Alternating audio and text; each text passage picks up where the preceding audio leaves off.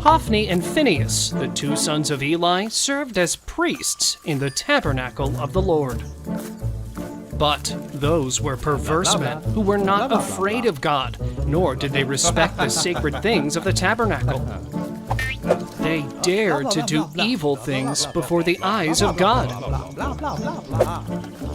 When an Israelite was going to make a sacrifice, they presented it with a three-toothed hook. While the meat was cooking, they put the hook into the pot, and the priests ate everything that got caught on the fork. You can't do this! It doesn't belong to you! Are you accusing us of being thieves? This is how they treated every Israelite who went to Shiloh.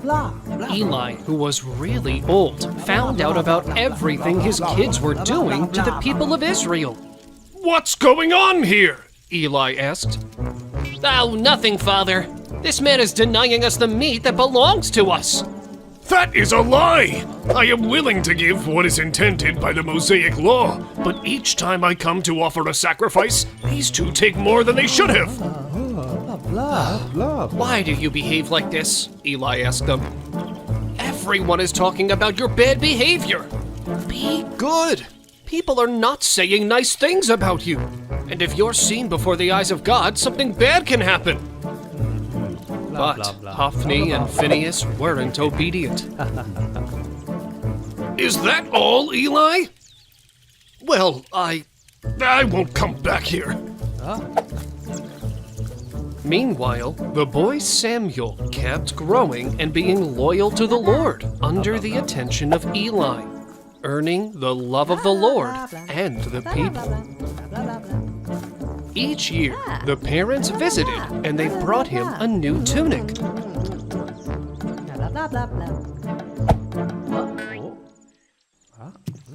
Once, a man of God went to see Eli and told him, Eli, I am here with a message from God saying, why do you treat with such contempt the sacrifices and offerings that the Lord has commanded to be brought to the tabernacle? Why do you honor your children more than God? That I honor my children more than God? How dare you! You have been really soft with them, Eli. You haven't scolded them for the terrible things they've done, both in and out of the tabernacle. And you have allowed them to mock sacred things. So, the Lord says, the Lord of Israel, that in no way will he let your family serve him. That's why your house has fallen into condemnation. And I give you as a sign that your two sons, Hophni and Phinehas, will die the same day. But the Lord will raise up a new priest, one that will do his will and fulfill his wishes. Instead, your family will fall. Will you take me away from my priest position?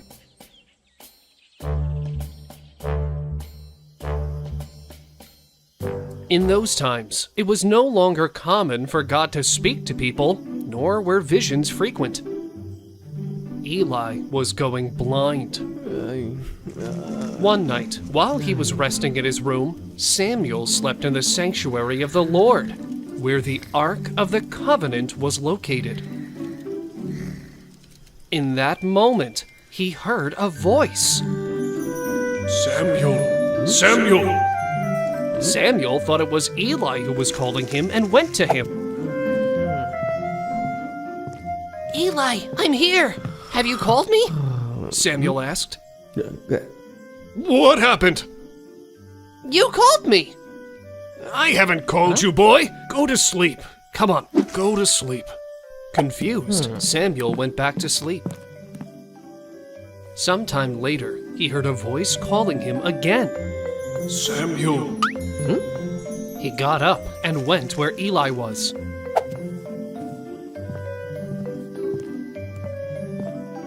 Eli! Eli! I'm here!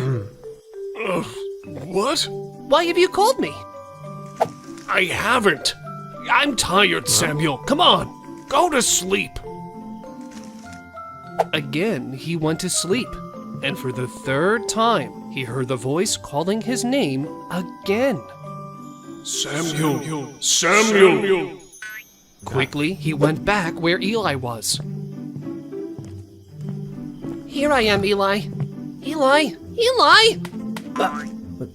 Oh boy! What? You have called me, Eli. No, I haven't. At that time, Eli realized that it was God who called Samuel and told him, Samuel, listen. If you hear that voice again, say, Speak, Lord, that your servant is listening. Blah, blah. When Samuel went back and heard the voice calling his name again, Samuel! Samuel! God, speak, that your servant is listening. And God answered, I warned Eli to correct his sons, and he didn't. Thus, soon a trial day will come against them. God told Samuel everything that would happen to Eli's family, about his sons, and about how he didn't nag them about the mean things they did. That's how God talked to Samuel. The following day, Samuel didn't want to tell anything to Eli. But Eli went where Samuel was and asked, Samuel, my son, what has the voice told you? Tell me right now, Samuel. Please, don't hide anything from me. Tell me everything he told you. Samuel told him everything that would come to Eli's house without hiding anything.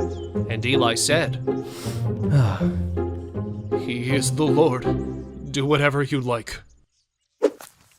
While Samuel grew up, the Lord was by his side, and everything he said was obeyed.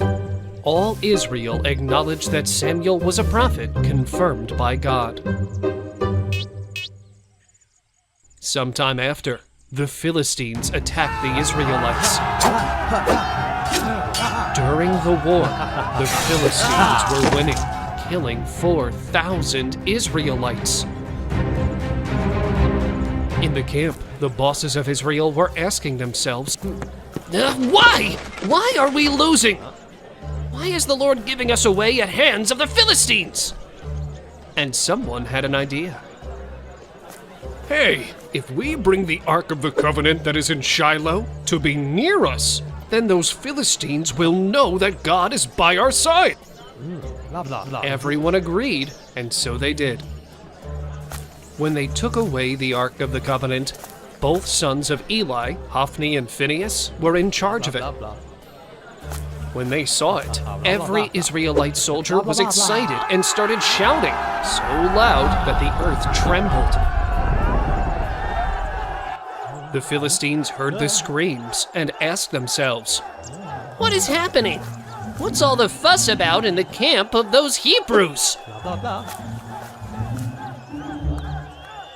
Realizing that they had carried the Ark of the Covenant to the camp, the Philistines shrank back and said to each other, What will be of us now that, yes, God is inside their camp? Their God is too powerful. That God once hurt the Egyptians with many plagues. But someone told them, Okay, Philistines, don't be cowards. If you don't want to be those Hebrew slaves, exactly as they have been ours, fight like men! Then the Philistines had the courage and character to attack.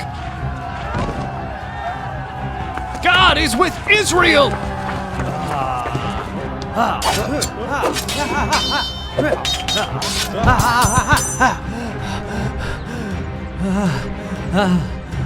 Blah, blah, blah. And so they defeated the Israelites, killing 30,000 soldiers. In addition, the Ark of the Covenant was captured, and they killed Hophni and Phinehas, Eli's sons. A soldier from the tribe of Benjamin that managed to escape from the battle that same day got to Shiloh. His clothes were destroyed and his head was covered with dust. He met Eli there, sitting on his chair and watching the way. Eli was shaking from nerves just thinking about the Ark of the Covenant. Eli, I come from the front lines, he said. I have run from the Philistines. What happened, my son? Eli asked.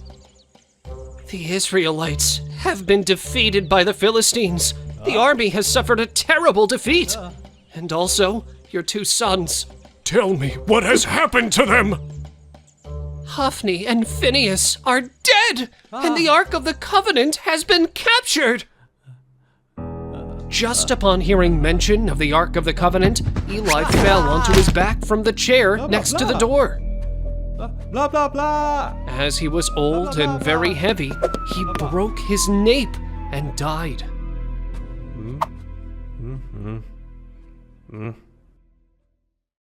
Eli died at the age of 98 and led Israel for 40 years.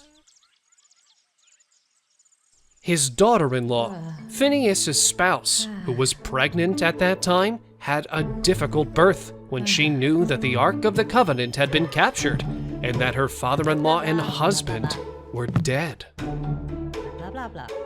In agony, she named her son Ichabod, which means inglorious, because she said, "They have taken the glory from Israel since the Ark of the Covenant has been captured."